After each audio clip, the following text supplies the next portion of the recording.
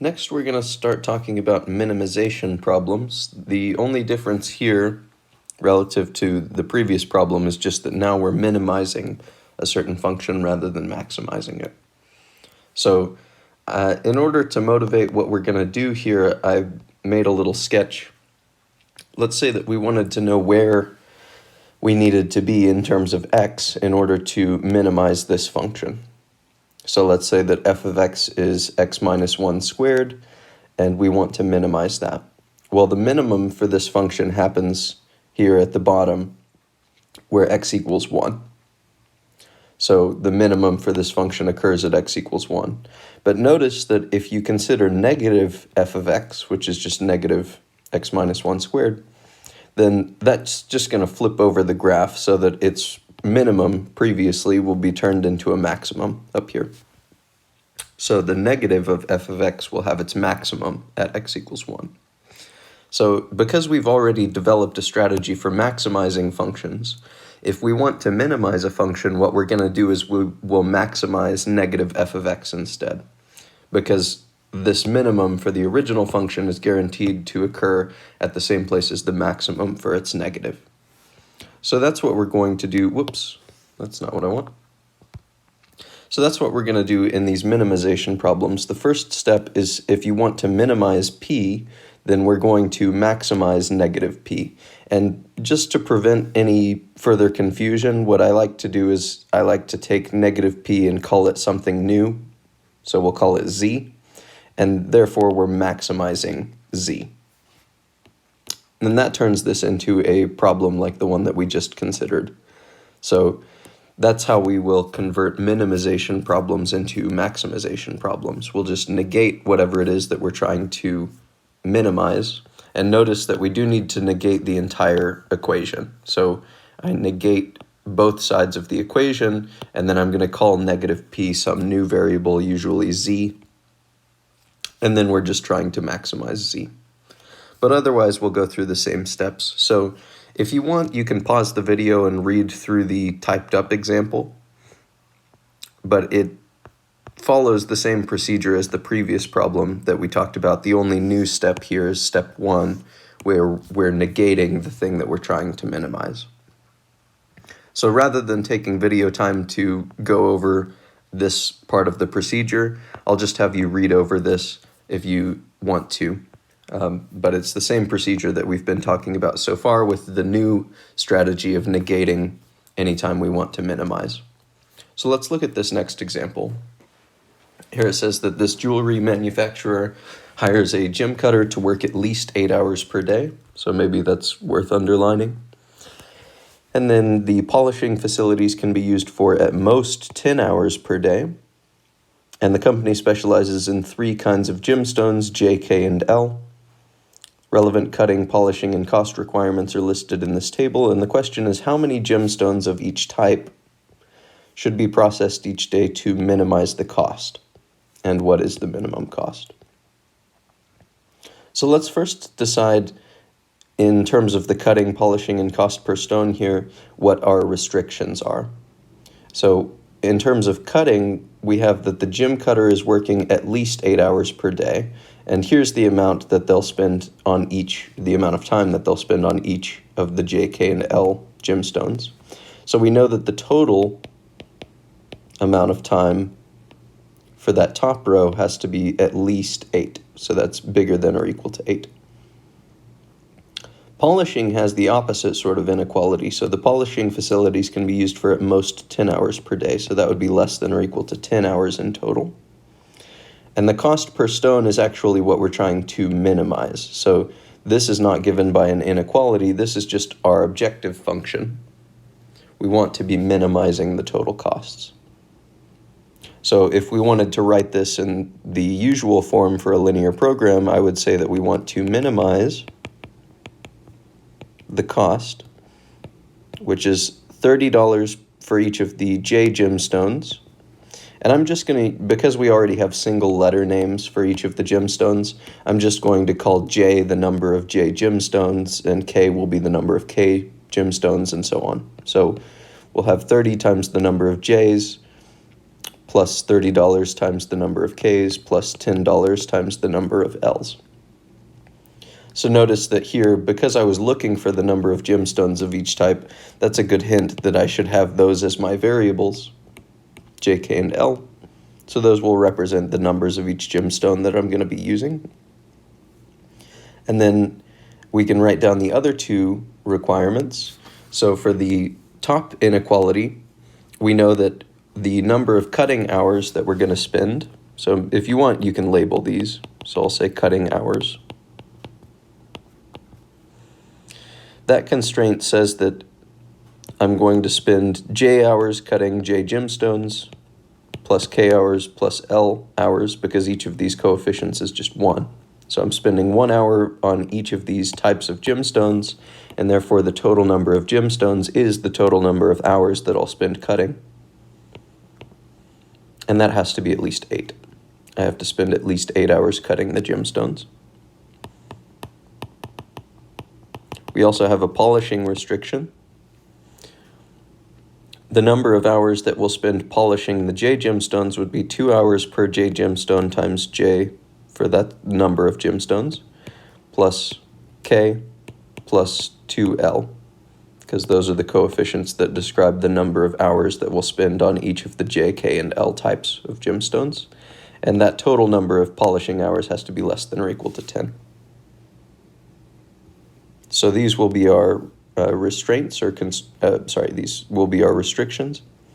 And next we'll have J, K, and L are all assumed to be non-negative. So this is the way that I would normally write the linear program. And next what we'll do is we will try to write these as equations, but we also need to deal with the fact that we're minimizing this cost. So instead, what we'll do is I will say that we'll maximize z, which is negative c. So I'm going to negate everything in that equation. That would be negative 30j minus 30k minus 10l. So that's what we will maximize. And I also need to take these two constraints, and I need to write them in the form of an equation. And I'll do that by using either a surplus variable or a slack variable. Now in our first inequality, we have a non-standard inequality, so that one needs a surplus variable. So for that first constraint, I'll have J plus K plus L minus our first surplus variable is equal to 8. And similarly for the second inequality, I would have 2J plus K plus 2L plus a slack variable is equal to 10. Okay, and now that's enough for us to get started on writing the initial simplex tableau. Now notice that here we're still, whenever I'm maximizing this z, I'm still going to rearrange so that all of these variables appear on this left side and the right side will be 0. So if I did rearrange this equation, then what I would get is a positive 30j plus a positive 30k plus a positive 10l plus z is equal to 0. So these are the rows that are going to end up going into our simplex tableau. So we'll go ahead and write the initial simplex tableau. So for this, I'll label the columns. We have a J, K, L, S1, S2, and then I'm going to omit the ordinary Z column and just identify Z with this bottom right value like we have been doing. The first equation I would translate as 1, 1, 1, negative 1, 0, 8. And then that second row will be a 2, 1, 2, 0, 1, 10.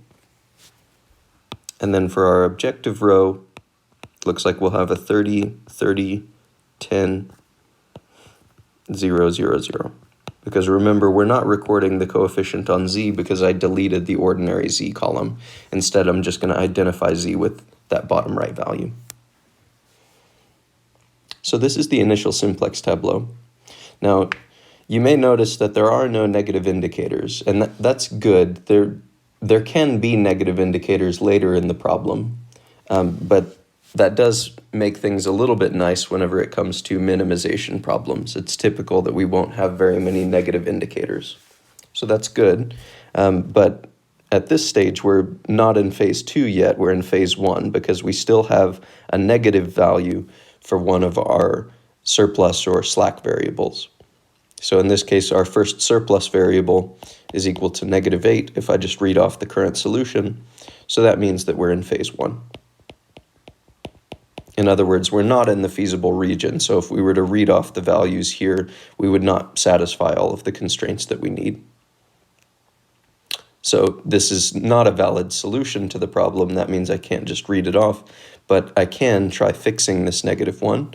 Remember that to do that, we look to the left of the -1. We're searching for a pivot column, and we choose the largest value that lives to the left of this -1.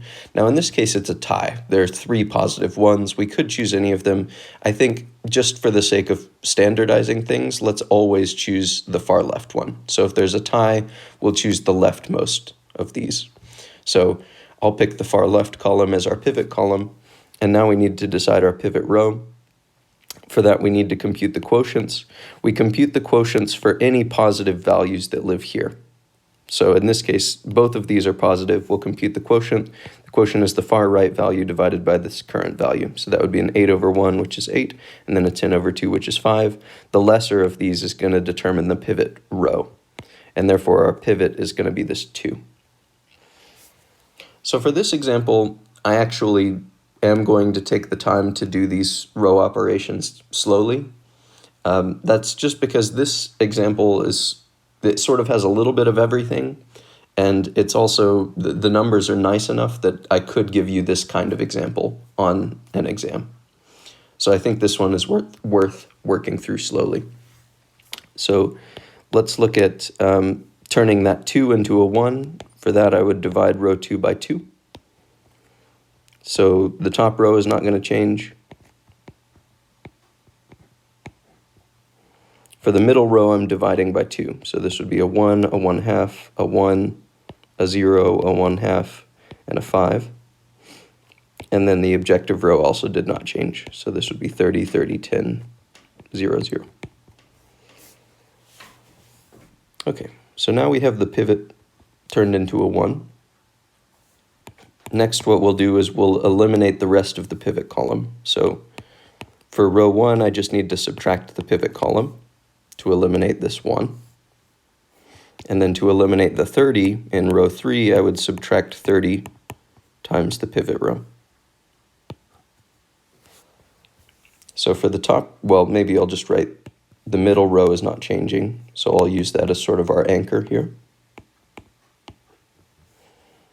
Now the top row is changing. I'm taking the top row minus the pivot row over in the matrix here.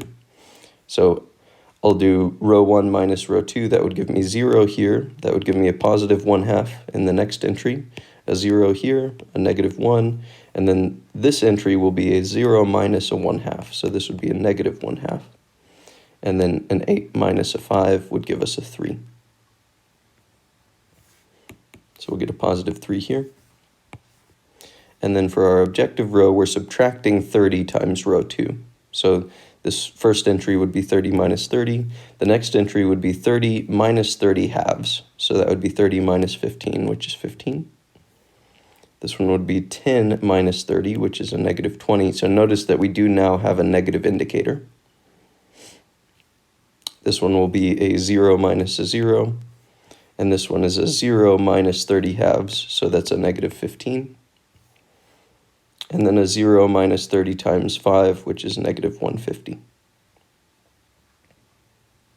Okay, so now we actually have 2 negative indicators.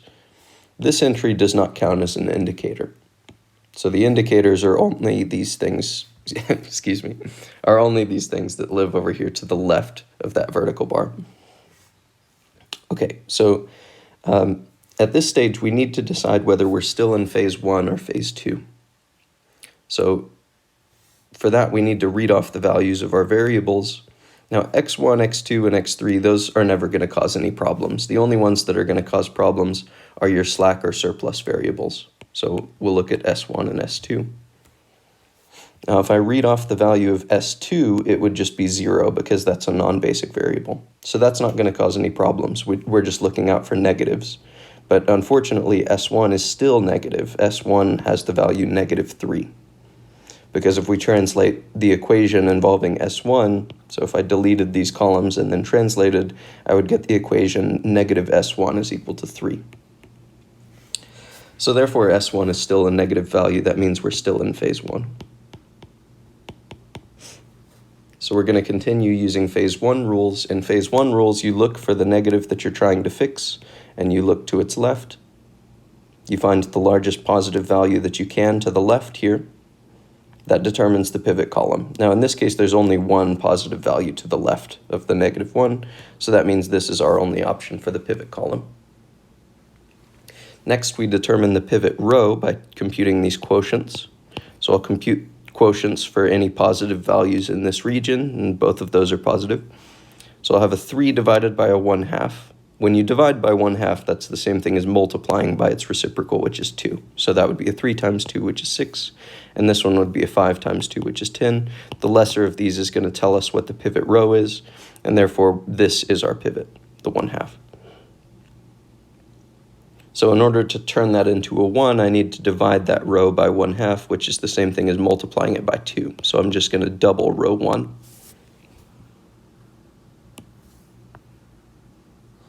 And actually, I'm going to do this on the next page here. So, well, no, I can fit this one. So I will double row 1. That would give us 0, 1, 0, -2, -1, 6. And then these bottom 2 rows are not changing at the moment. So we'll still have these.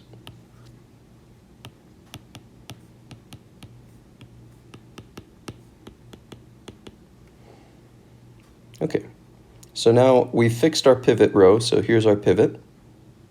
And now we need to eliminate the rest of that pivot column.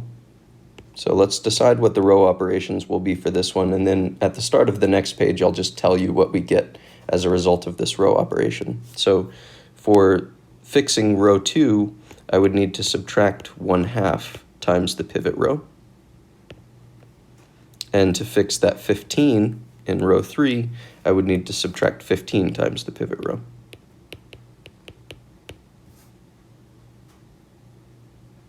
So we'll do that. And these, again, because we're just working with halves, these are relatively nice. So none of these are going to be worse fractions than just having a denominator of 2. So you may have to deal with some fractions. You could also write all of these as decimals with just 0.5s occasionally. So these would work out relatively nicely even if we did them in decimal. But the resulting matrix that we're going to get is this. So you can just trust me on this one since you can't really look at the previous matrix for reference. But that was the top row that we found, and then the adjusted second and third rows would look like this.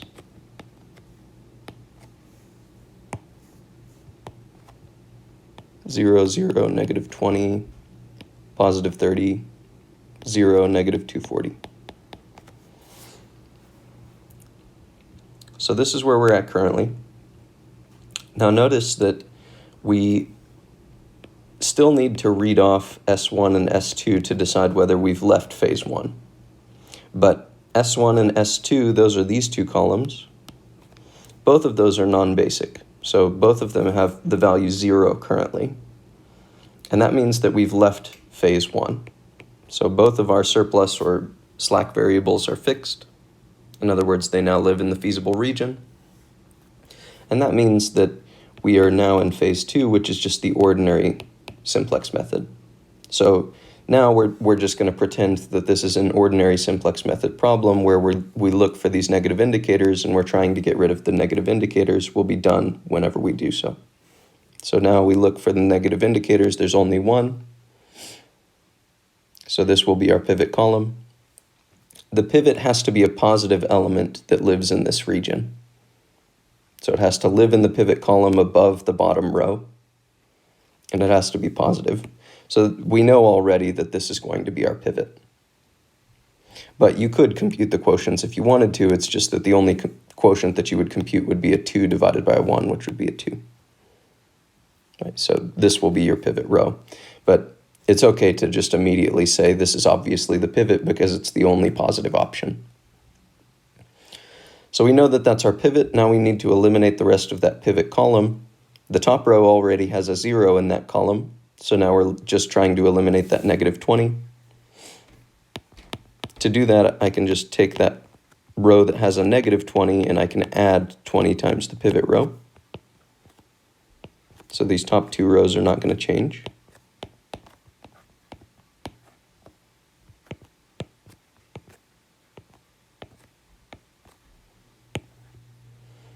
And now for this bottom row, I'm adding 20 times the row above it. So this first entry would be 0 plus 20. The next entry is 0 plus 0.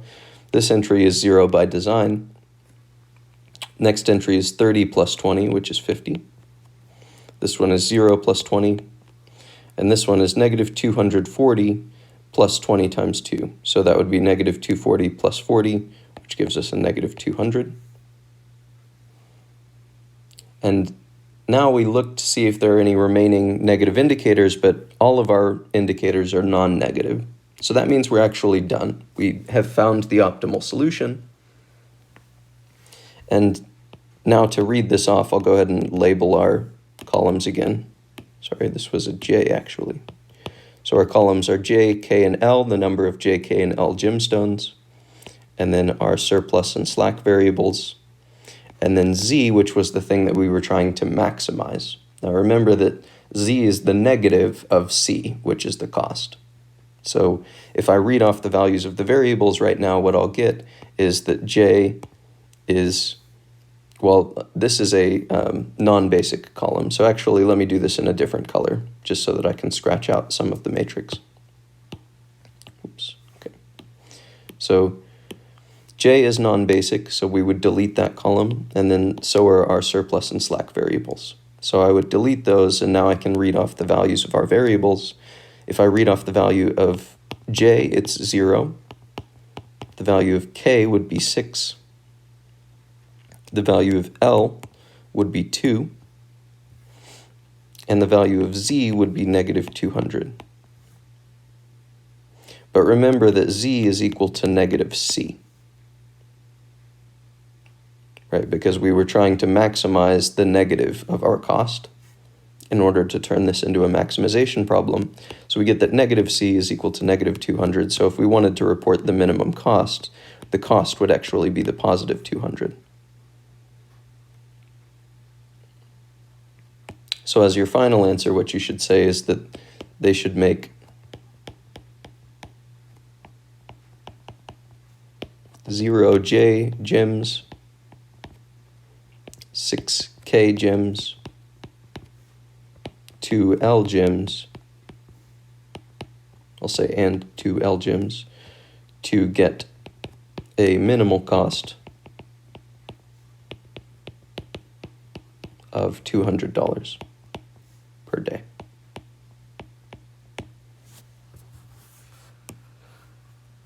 Okay, so that's how we treat these minimization problems that are non-standard. So there were two things that were going on in this problem that were non-standard. So let me just point them out. The first thing that's going on that's non-standard is we're trying to minimize a certain function. To do that, we had to negate it. So that's why a lot of these initial indicators were positive. And then the second non-standard thing that was going on was that we had an inequality that was facing the wrong way. And we dealt with that by using this two-phase method. So in the first phase, we were fixing things so that we lived in the feasible region. And then in the second phase, we were just finishing out with the ordinary simplex method.